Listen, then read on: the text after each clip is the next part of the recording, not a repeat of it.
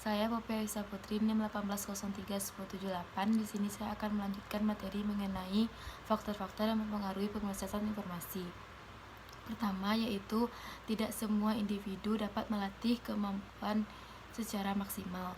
Maksudnya di sini yaitu suatu individu itu tidak dapat melatih kemampuannya dalam menangkap suatu informasi secara maksimal, karena setiap individu itu memiliki kemampuan dan keterbatasan untuk menangkap suatu informasi. Nah, selanjutnya yaitu proses internal otak tidak dapat diamati secara langsung. Maksudnya di sini tidak semua individu itu dapat kemampuan suatu individu itu tidak dapat kita amati secara langsung. Harus melakukan suatu tes tertentu untuk mengetahui kemampuan yang dimiliki oleh suatu individu. Selanjutnya yaitu faktor yang mempengaruhi pemrosesan ini adalah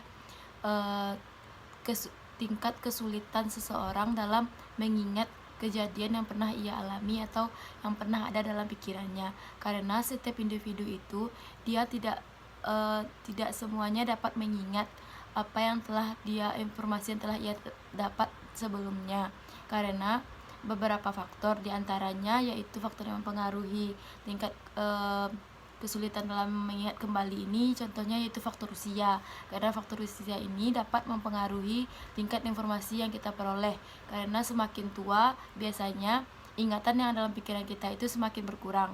Nah, selanjutnya yaitu kemampuan setiap individu dalam memperoleh informasi itu tidak sama.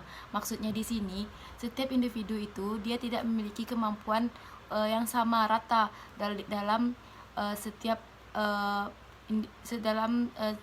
individu. Karena misalnya si A lebih banyak dapat memperoleh informasi dalam suatu hal, namun si B dia memiliki kemampuannya itu tidak sebanyak si A. Nah, artinya setiap individu itu dia menangkap suatu informasi itu tidak sama.